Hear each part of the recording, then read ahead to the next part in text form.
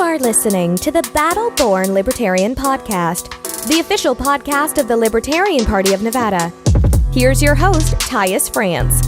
Hi, everybody. Thank you for tuning into the Battle Born Libertarian Podcast. I'm your host, Tyus France. Sitting across the city from me is Alex. Thank you for being here. Thanks for having me, Tyus. So we're doing these remote podcasts, but boy, they're so much easier for us to do. We can roll out of bed and start recording. So, so bear with us on those. We've got a bunch to talk about. There's last week we did the first one where Sam did an interview, and I hope you guys enjoyed that. It involved the Tuttle twins, those book series, which is a really, really cool book series. And I think they've got a couple more still to come out, so if you're trying to get the entire set, sorry, you're going to have to wait. But if you didn't catch that interview, go back to the last episode where you'll be able to hear it. It's really, really cool. And today, we've got a bunch of stuff that we missed because we didn't do one last week. So I guess the big news, the sad news, we'll start off with the really depressing stuff, is the Florida school shooting took place. And I was oddly in a gun store as I looked up at the news and saw that there was a shooting that took place. I believe 17, 18 people were killed in it, most of which are students, some of which were faculty. There was a lot of news about the shooter being reported in several different places, in fact. It looked like the public had known this guy was kind of out there. He had posted on YouTube, on a YouTube comment, that he was going to be like a professional school shooter, and he was reported to the FBI, and they did an investigation, but the challenge on that is he hadn't committed a crime yet. So they can't just go out and arrest somebody when they say something stupid, because if you do that, you've got to violate people's First Amendment rights. So anyways, it was a challenging situation, and now, of course, in the wake of it, there's a few sides that everybody seems to pop up with, one of which is, saying your prayers are with the victims is not good enough, and they want action, and so there's one side there. Then there's a lot of people that are asking for a ban on assault weapons, requiring increased registration, increased background checks. There's that end of it. There's the other end of it, which I don't actually see very often after a shooting, which is they want to arm the teachers. So there's a whole movement around arming the teachers, which is really the opposite end of it when it comes to, after these shootings, usually it's, disarm people.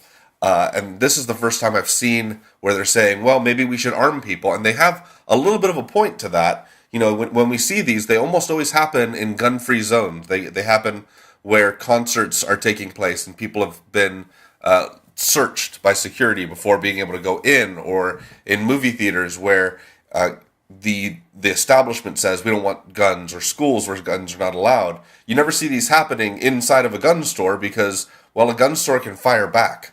And so people are arguing, well, maybe we should arm the teachers, and it's an interesting stance. It's not one that I want to say that's a good idea or a bad idea.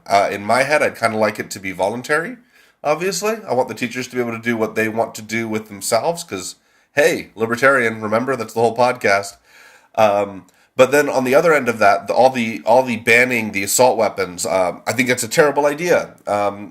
Why? Well, because assault weapons are really a made-up term. We don't even know what that really means. What they basically mean is we don't want AR-15s out there. But if you start down that road, AR-15s do not end up with creating the greatest amount of violence in our country. Handguns do. So at what point do you just start redefining what you're trying to ban? Ultimately, they said, we're not trying to take your guns away. We're just trying to limit the really dangerous ones. Well, the really dangerous ones are not the big rifles. They happen to be the handguns, or the ones that are easiest to conceal, or the ones that people have on them. It's like the best camera you have is the camera you have on you. Well, when violence and terrible things take place, it's often the weapon that a person has available to them, whether that's a gun or a kitchen knife or a bucket of bleach. Who knows? They also want to require a greater registry of handguns. So they want everybody to register their handguns, or guns in general. But in doing so, when you do that, if people fail to register their handguns, you've instantly made criminals out of a massive percentage of the population.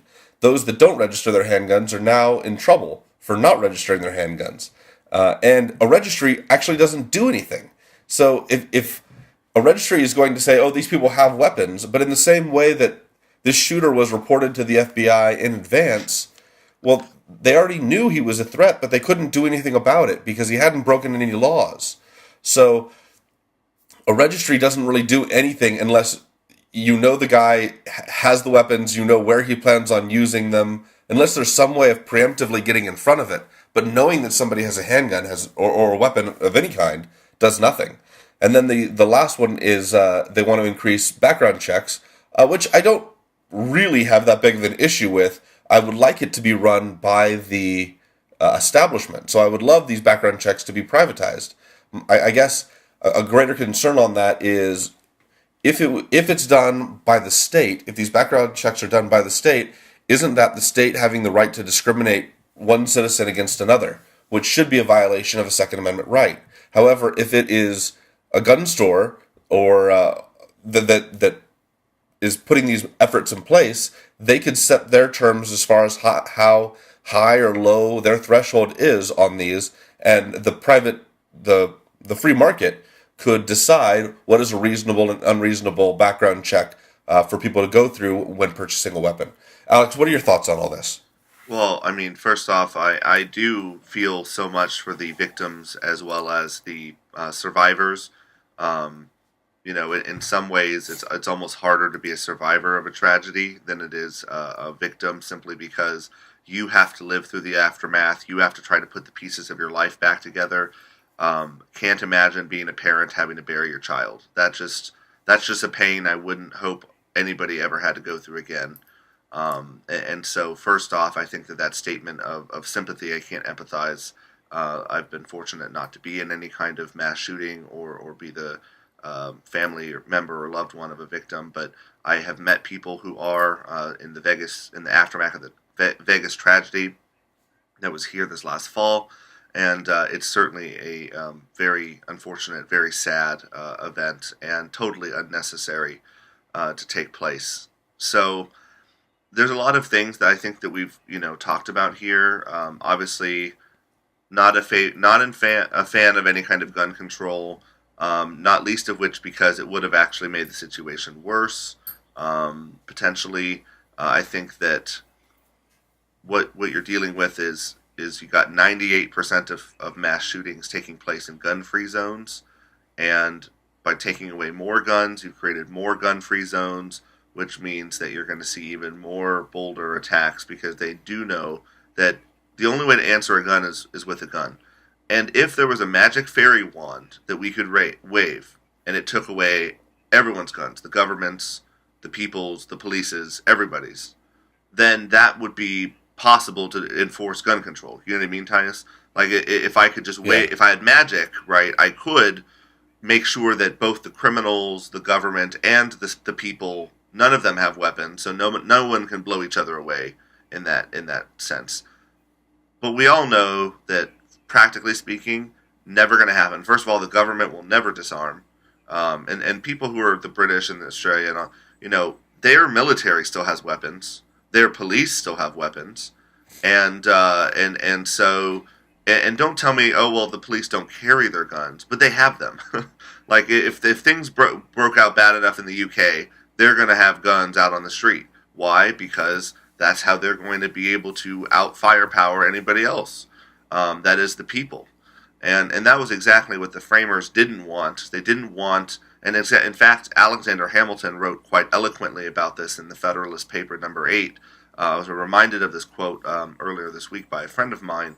But basically, the gist of it is that the soldiery, as he calls it, the military, should never make the people should never love or hate them. Right? It should be kind of well, we have to have this for our mutual defense, but if it was a perfect world, we wouldn't even have a military. But since we kind of have to protect ourselves against the British and whoever else, then we kind of have to tolerate it. But that they should be such a small percentage of the population that they couldn't outweigh the will of the people. And we even though there's a lot of active duty military members today, there's still a minority compared to the entire American people. And so that's how we kind of keep a balance there. And in a similar way, having weapons for the citizenry helps maintain that balance that makes sure that the government doesn't come back and say, actually we don't like, your religion, or we don't like your color skin. And that's always my concern, right, is that who are the people that are going to get their guns taken away? My guess is it's not going to be rich, white, property owners that have billions of dollars invested in the market and make regular tens of $1,000 contributions to political candidates. No. My guess is that if there are gun control laws, they're going to go into the poor and minority-dominated communities. They're going to take away weapons from people who are just fighting for their lives because the police aren't there to do anything else except enforce dumb laws. And so what you end up with is a minority community that can't fight back against gangs and other criminal activity, that know they can't fight back, and so they choose to target those areas. And because they know that there's such a strict gun control and drug enforcement policy in those areas, they know that people aren't going to call the police. You might have illegal immigrants; they're not going to call the police. They have no way of keeping law and order there. And if you take away those legally obtained weapons, they have nothing else to fight back with. They have no way to protect their children. And I wouldn't want to tell any 19-year-old mother in the perhaps poorer areas of Las Vegas, I wouldn't want to tell any 19-year-old single mother, no, you can't protect your two kids because, gosh, one of them may or may not someday, in like a 1 out of 1 million chance, take that weapon to school. And not even shoot anybody, but just take it with them, right? I don't think that her right to defend herself and her children should be trampled upon for any tragedy. And you and I have talked before, Tyus, about how every time there's a tragedy, there are political opportunists on both sides that see this as their opportunity to craft the narrative, to frame the narrative. You know what I mean? Yep, absolutely. And so I guess in conclusion, I'd have to say gun control is not an effective measure, and there are effective measures we can take, but I'll leave you with this. I don't think the problem's going to be solved by any one person or even any overall group of people. And the reason is because every community has slightly different needs. Just like you have different educational needs, you have different security needs. In some areas, you might have gang activity, so you're going to have security measures against those. In other measures, or in other schools, you might have more chances of a lone wolf, and so that's who you're looking for. You might be looking for any number of risk factors, one of which is bullying, and getting these people counseling and help early to help make sure that they are well adjusted. Anti-bullying campaigns are helpful with this. Also, just giving kids the emotional tools to deal with bullying very much helps with this. But there are just so many good solutions out there. And I believe that the reason they're not being implemented is because we always try to find the one-size-fits-all solution. And when we try to tackle this problem as just one big problem, it's very difficult. And in physics and computer science, the area I work in primarily, we often do things, we call it divide and conquer algorithms after the military, kind of term. The idea is that sometimes you have to conquer a big problem by conquering a lot of smaller problems. And in my mind, if each school was given the ability to choose the security measures that their parents wanted, their parents demanded, that you would get a much better system. Because in some areas, you may not need as many security measures, and in other areas, they might demand a guard shack and pay for guards and all of this. I think that that's up to the parents. But instead what we do is we say, well, you're going to have to wait and just have whatever the school district decides for the whole county, or the Department of Education for the whole country. And then you end up with parents who are like, why aren't we getting adequate security? Why is this other school getting it? This sort of thing. When it really should be on a school-by-school, parent-by-parent basis for where do I want to send my kids. And I'm betting you, Tyus, that a lot of parents would shell out a lot of money to send their kids to a school that had armed security if they're worried about mass shootings. Yeah, it's a great point. I'm all for the privatization of those schools if we get there. But that's me in the anarchy role. Right. One Yeah. point that you brought up that I think is really really valid is that we're actually never talking about really disarming guns. So I've got a quote from Stephen Molyneux. God, could you have a harder last name to spell? If Anything anybody has French. not seen this, it's the craziest spelling. You shouldn't have a Y and an X in one word. Okay, so anyways, he wrote, if you are for gun control, then you are not against guns, because the guns will be needed to disarm the people. So it's not that you're anti-gun. You'll need the police guns to take away the people's guns. So you're very pro-gun. You just believe that only government, which of course is so reliable, honest, moral, and virtuous, should be allowed to have guns. There's no such thing as gun control. There's only centralized gun ownership in the hands of small political elite and their minions. Yeah, So I don't trust Donald bringing Trump up, with my guns. Sorry. yeah, he's bringing up the exact same point that you just said. Like, they're not going away. It's just, who are you comfortable with having them? Another Charlie Rangel. He's a representative from New York. He was interviewed on Fox News, and so he was quoted as saying, "Law-abiding citizens just should not have to carry a gun." So the reporter said, "But you're protected by guns all over the place here at the Capitol." And he said, "Well, that's a little different. I think we need to protection down here." So he's basically saying, the people shouldn't have guns. We can't trust the people, but it's totally different if you're a politician on high. Then having these private protection is completely reasonable, and that's exactly what we should be avoiding. Is people with that stance. Not to mention the fact that we know what happens when we do prohibitions. We did a prohibition on marijuana, or we've had one for quite a while, and you know what pops up? Cartels. That move these things around. And strangely enough, the violence rate goes up under prohibitions, whether they're drugs or alcohol. We see increases in crime. And I can only imagine that if the prohibition becomes on weapons, the violence is going to get really, really out of hand with people trying to obtain them illegally.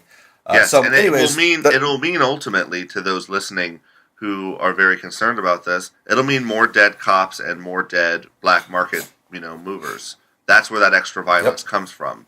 So if you're pro cop, you really ought to be anti these dumb laws, because that's getting them killed every other day, because they're having to enforce laws that really shouldn't be laws. And I think all of us can agree on the drug ones. Obviously, there's probably a 50-50 divide, maybe not in our audience, but 50-50 divide in the country on whether or not guns should be illegal. But what you're doing is you're creating a huge black market for weapons. And this is already in existence for weapons that have already been banned. And I can tell you the ATF isn't keeping up with it. Routinely you see these, there are busts. So we know that occasionally they find that people have been operating under their nose, billion-dollar arms smuggling industry. Unfortunately, it's probably true that even our own Central Intelligence Agency makes huge use of these black markets, because otherwise they couldn't get their guns into the hands of their people overseas. They can't just ship a crate with love from the United States of America. There's a lot of gun control doesn't work. Automatic weapons are still bought and sold on the black market, but now only the most powerful and interested criminals are able to obtain them, and that to me is a really bad sign. I think that the right to defend your family is one of the most fundamental rights, and yourself, but the right to defend yourself and your family is one of the most fundamental rights, human rights, that go beyond any government. I think it's something that you would have seen on the stone tablets of ancient Mesopotamia, that people have that right. That's one of the things that goes back that far in our human history, because you always have the right to self-defense. Guns are effective measures for self-defense, and just the fear of there being guns around often prove to be as effective as actually having them. So, I just, again, to reiterate, there are a lot of solutions to help produce mass shootings. but almost none of them involve any kind of weaponry. A lot of them do deal with the fact that we put zero money, hardly any money, into our mental health facilities. And the fact is that social psychologists have established a firm link between bullying and probability of becoming a mass shooter. And it's those who are bullied who are likely to become a mass shooter. And so people who are consistently bullied, and then there's a number of additional risk factors, like if you've had stuff stolen from you at school, if you've had this research is out there. So if you want to cut off mass shooters at the source, you got to tackle this bullying problem by giving kids the tools to deal with bullies, the emotional wherewithal to deal with that, because you're going to encounter bullies all throughout your life, and not everyone has a supportive, loving family at home to help them get through that. I was very fortunate in that regard. Even though I was bullied, quite a bit as a kid, I had a mom and dad at home that were like, it's about them, it's not about you, all of this sort of thing. But there are kids not getting that. And if we want to cut off these mass shooters at the source, who are ultimately the criminals, right? Not the guns, but the actual mass shooters are the people we should be blaming. But let's stop making them in this country. And we're not making them through video game violence. We're not making them through any of these other dumb what-if scenarios that people love to propose. There is established, well-documented scientific research on the risk factors involved, and the first one that they found was that you were bullied consistently. And so this is something that if we tackle it, we will see the number of mass shooters drop. Period. Because people who are healthy and well-adjusted don't shoot up at school. This is obvious, but it's unfortunate that people want to blame something that seems right, but they don't really want to look further and see, gosh, we've had 15, 20 years of really horrendous media hyped mass shootings, and we have got decades of research now into the causes, or at least the correlations, and correlations is good enough, right? At least now you know which kids you need to be giving them extra emotional support and extra tools to deal with, compartmentalize certain areas, deal with the bullying head on in an emotionally healthy way. These are the sorts of things we should be doing. And that's why I want to draw a distinction between some of these anti-bullying campaigns whose goal is to eliminate all bullies. Well, that's never going to happen either. But what you can do is you can give the victims of bullying the emotional tools they need so that when they are bullied, they don't deal with that in a negative, bottled-up way that comes out as a mass shooting in 15 years. They deal with it in a healthy, that's not about me, that's about them kind of a way. And then they just continue living their life, and they go on to become well-adjusted members of society. So, anyway, that was my ramble about what. Preach on! I love it. Yeah, and there are solutions though, but we're not listening to what they are. We need to be listening to with the social science. Wow, I can't even say that phrase. We need to be listening to social scientists. Yes, the social scientists. Wow, that's really hard for me this morning. Are saying to do. So. Yeah. So let's transition from this story, which is very, very important, to a story that is not at all important, because that seems to be what our culture does across the country. We focus our attention on the stuff that doesn't really matter, and we make memes about the stuff that does.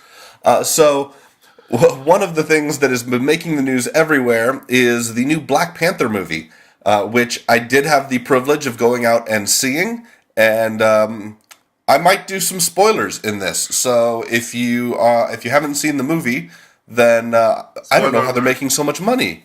Yeah, spoiler alert, it's coming. But you probably have seen the movie because it's broken all box office records and seems like every capacity. They've absolutely dominated. And so a couple of things about this that I figure are worth mentioning.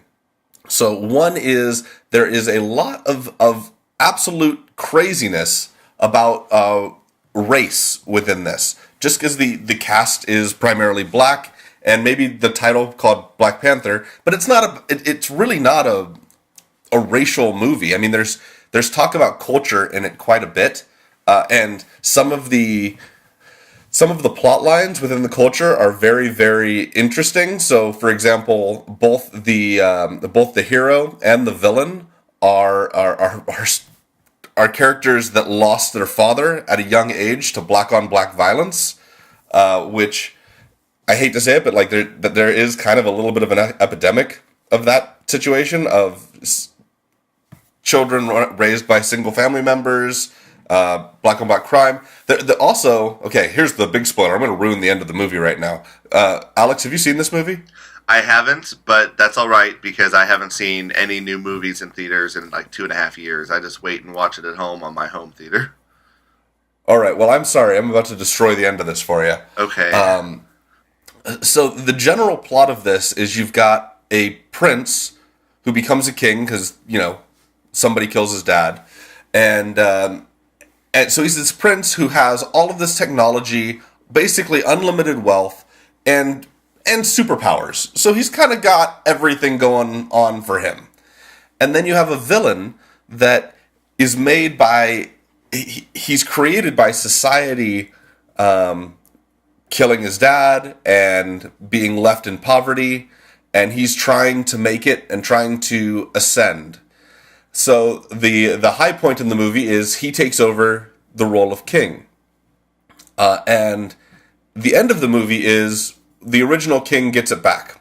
So there's really... I left going, what was wrong about this movie? And it starts about the strong, rich, powerful being on top, and it ends with the exact same strong, rich, powerful being on top. And the lowly person that's trying to ascend, that's trying to make it, that doesn't have all the opportunities, but man, he sure is trying to, pull himself up by his bootstraps. Well, he loses in this. And that really kind of bothered me. I was like, something is wrong about this plot. It's not following like Dave Campbell's The Hero's Journey or whatever. So anyways, that's my critique of my issues with the movie was that it was a little bit overdone as far as computer animation. Okay, so that's all the negative. Outside of that, this movie's fantastic. It's absolutely wonderful. You should go see it. It's visually spectacular. It's really, really fun. It's not actually racial. I don't see a whole lot of stuff where that becomes a giant factor. I mean, they mention right at the very end, they mention like being a slave, but among the history of their people.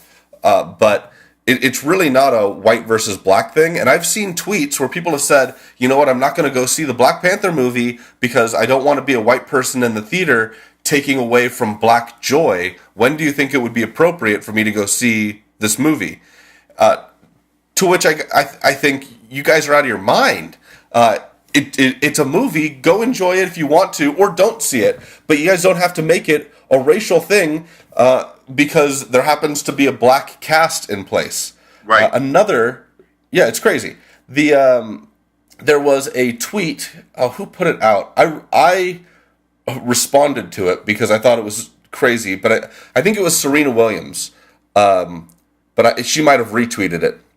Anyways, it was name a black superhero that doesn't have the word black in their name.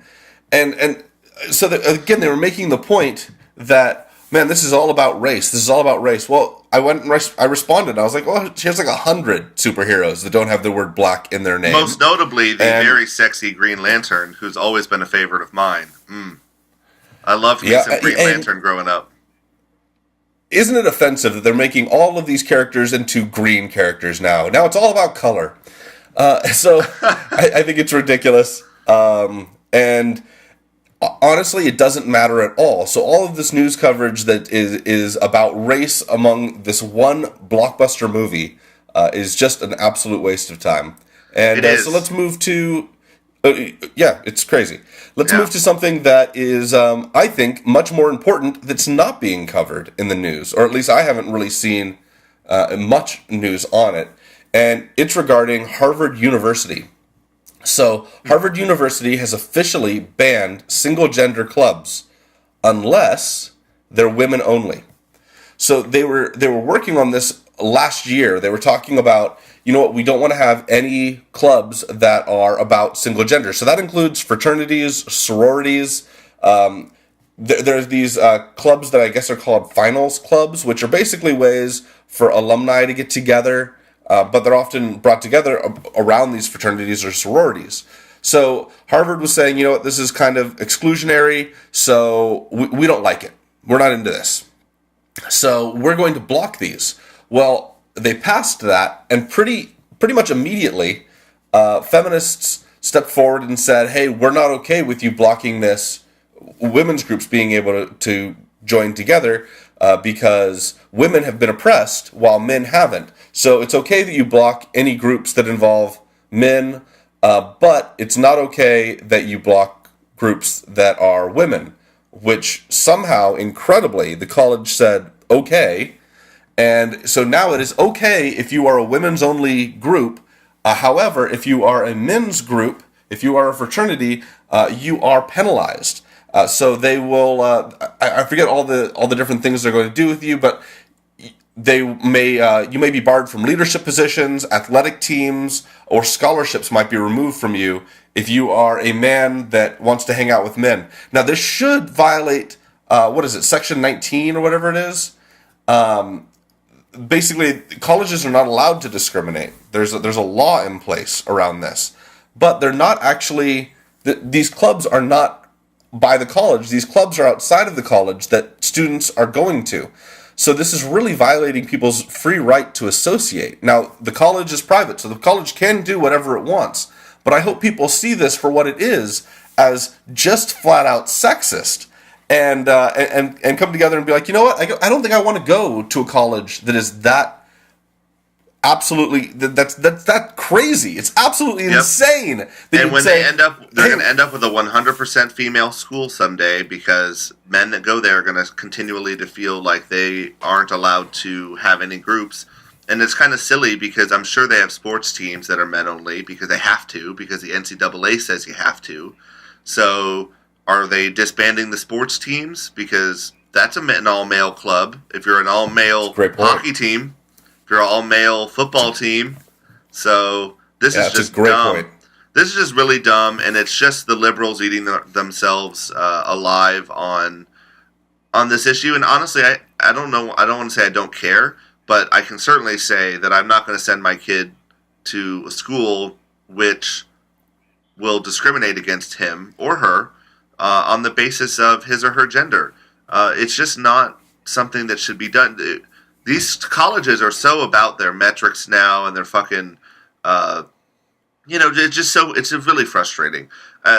You should always get into college and excel based on your merit. And whoever the most meritorious are, they should be the ones getting to go. As heartbreaking and hard as that is for some people who are of privilege and are used to getting into everything, they're going to have to deal with the fact that, these educational institutions really ought to be focused on the people who are going to go on to cure cancer. But they also have to kind of probably consider their endowments and all of this sort of thing. So, maybe there's some reasonable, accommodation there. But like UNLV here in Las Vegas prides themselves on being one of the most diverse, if not the most diverse campus in the entire country. And I was sitting there going, that doesn't make me want to go there.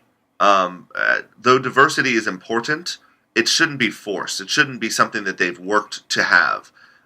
You should be a college where people want to go there from all types of and walks and backgrounds, not because you said, well, we need to admit 4 more black women. I don't know very many black women that want to get in just because they're a black woman. In fact, I think they'd slap you if you said that. And I had a lot of friends that were female physics majors in college, and we often discussed this very issue, because I went to a 70% female school, so there were several female physics majors, and so we had a discussion in our club about this very topic. And I remember one of the, and I won't say her name in case she doesn't want to be, recognized for this, but basically she said, the gist of what she said is, I don't want to get into doctoral school someday for physics and wonder if I got in just because I was a woman. That really was powerful to me, because what she's saying is that I want to get in because I was better than the other men that could have gotten in, or women, not because I happened to be a woman that was better than other women, right? She wants to be the best. And I so respect and admire that. And I think that's the view that most women hold, is they just want to be viewed as a person trying to become a scientist, or a person trying to become a politician, or a person trying to become gosh, I can't even think, but automobile technician or something, right? Some male-dominated fields. And so I think that it's very, I think this is the right attitude, right? Is that I'm gay. I can tell you that I don't want to be seen as one of the little statistics for them. I want to be seen as I was hired because I was a really good software engineer. I was very respectful. I work well with others, right? These are the qualities I want to get hired for, not because I'm gay, and so they have to have one gay, so they can say, oh, here's our gay guy, we don't discriminate. And, I don't want that. I don't want to ever wonder, was that why I was hired? Not that I make it super apparent when I'm in a professional setting, but, I don't want anybody to be like, oh, well, that must be, that's why he got in. That completely defeats the purpose of what you were trying to set up. And in fact, I think that entrenches these gendered and sexuality and racial divisions, because you basically draw attention to them, when what we ought to be doing is we ought to be saying, these don't actually matter in any way. Yep. You shouldn't have to be judged by it. You shouldn't have to hide and say, hey, I don't want anybody to know I'm gay. But on the other hand, you also shouldn't have to say, hey, I'm gay, so they should hire me because of that, because it's going to increase their diversity. Like, in both cases, it's absolutely insane. It doesn't relate to what it's about. But ultimately, this is this college essentially putting another nail in their own coffin. In an effort to try and become diverse and all of that, they reduce diversity by doing so.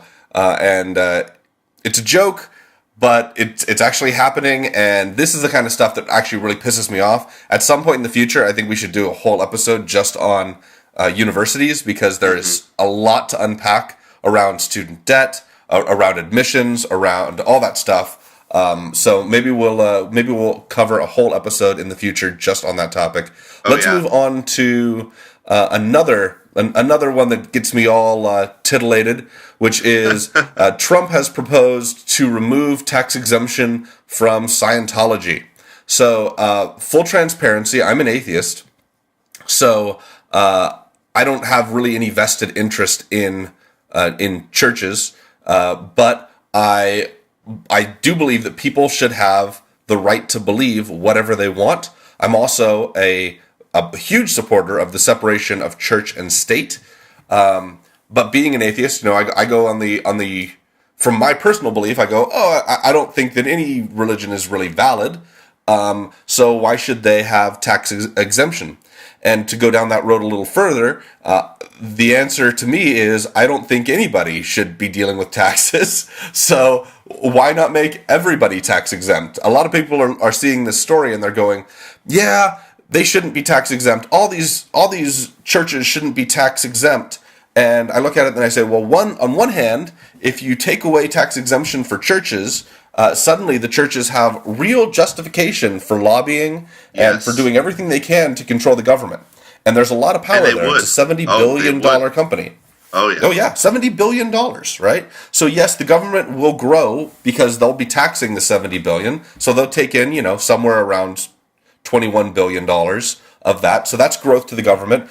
But more concerning is if these are religions that you don't necessarily agree with, imagine them basing government policy around religious viewpoint, because that's the threat we're talking about. That's what we're talking about doing with this. This is what they do in the Middle East. Very concerning. Yeah, this is what they do in the Middle East that scares everybody so much. The Sharia law. This is what happens when you allow religious leaders to not only interfere with, but to dominate political roles as well.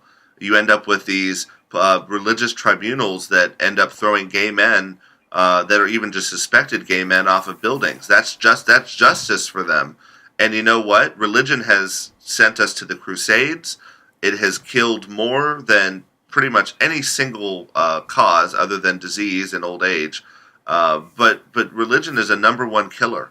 And because religion says kill that which is different in a lot of ways, not all religions, but and honestly, not even a lot of the religions that have been responsible for it. But unfortunately, you have one pope or you have one king or somebody that says this is what I think the Bible says, or this is what I think the Tao Te Ching says, and they use that as justification for mass murder. And the governments do this too, but to a much lesser degree than religious war, right? A religious war is a holy war. It's something that you're being sent on this mission by a higher power. And so how could you possibly dispute the wisdom of a higher power? You can't. You turn off critical thinking, because faith is about believing in, and I am a person of faith. Faith, I can tell you, is a belief in something that can't be proven, right? It's a belief that you hold where there's no evidence. And that might surprise some of our listeners who hear me talking about evidence all the time. But I think it's okay to believe in Hogwarts or Santa, because there's no evidence that they don't exist. There's not we haven't scanned the entire Earth to the degree where we can say 100% there isn't, right? And so if you want to believe in that, I think that you can. I think if that's a powerful way to help you get through life, which sucks in a lot of ways, I think that should be totally your right to do that, and no one can tell you that you're wrong simply because they can't prove that you're wrong. That's the whole idea. Now, if you believe in something that is proven true or false, and then you continue believing that the Earth is flat, then that's not religion. That's just stupidity. But like these people that don't believe in the Big Bang, it's like, well, okay, but this is the explanation for cosmic microwave background. You don't get to choose another one unless you can prove that there's a flaw in the current theory. And so far, it's been consistent with all experimental data. So anyway, sorry, I had to throw in some science because we're talking about religion. And so basically, religion. And so string theory is actually another example of a religion, right? It can't be proven. It's below the Planck length. You can't design an experiment that can detect something to the point that's below a Planck length, which is the inherent in the uncertainty principle. And so believing in string theory is simply a mathematician's explanation for how the universe exists and is formed and this sort of thing. But it is equally valid at this point. At this point in our scientific knowledge, it's equally valid as God snapped his fingers and it appeared, or it randomly exploded together, or however people think that things came to be.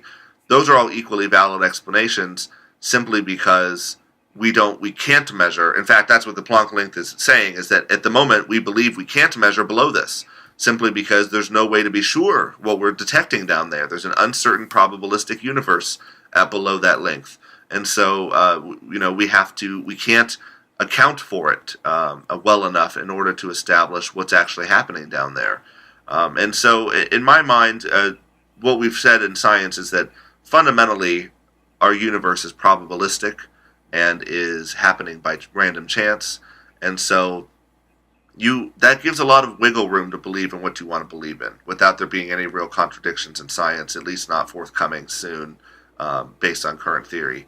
And so, and so back to the point about the whole, of course, church and state thing is, to me it's despicable that we would want our churches to be involved in the political process. They should be involved exclusively in the humanitarian process. They should be the private They should be a subset of the private charities out there helping the poor, the sick, and the needy, doing missions in Africa, building homes, Habitat for Humanity, doing water in Africa. These are the sorts of things that I think that, make them eligible for nonprofit status. And if we wanted to allow them to be paying taxes, we'd have to allow them, just like corporations, to lobby. And I'm very afraid of what a 200 million person, lobby might be able to accomplish. I mean, I don't know about you, Tyus, but that scares me, and I'm a person of faith, because we've seen this happen historically. I think if we were to see that, like the efforts that have been made in marriage equality, I'm pretty sure that just would say, nope, that's not going to happen. If you're interested in sexual reproductive rights, as far as things like birth control, like these are things that you might have to wave goodbye to when you're looking at enough money, and we're talking about a lot of money, like massive amounts of money that could get behind this stuff. We know that religions do push agendas politically. They're not allowed to, but we know it happens. And that's, it's okay. Things like that are gonna happen. But the moment you open the floodgate, that's a whole different ballgame. And that's really what you're inviting in by saying, oh, let's tax all these organizations. Not to mention the fact that in my brain, the whole taxation thing is theft, right? So Right. by saying, hey, let's tax all of any religion, I look at that and I'm like, well, first off, it's theft, so that's bad. So I look at it the other way, and I'm like, let's make everybody tax exempt. Let's make them buy the rights that they want, or not the rights. I shouldn't say that because that's going to come down and make it sound like the Bill of Rights is up for sale. But I mean, if they want additional privileges, let's have people pay for those additional privileges. Let's not forcibly take them from people by taking their money. Yeah. So the whole separation of church and state is very, very important. And you got into probability, and we could go deep into what is reasonable, what isn't. I don't really care if it's reasonable. If you want to believe in the flying spaghetti monster, the celestial teapot, an invisible man, I don't care. You have the right to whatever belief you want. And strangely enough, I'll defend your right to believe it because it's the only thing that protects me from having the right to believe what I believe. Exactly. So even if I think you're totally wrong, I'm going to stand behind you and say, you know what, I disagree. I totally disagree.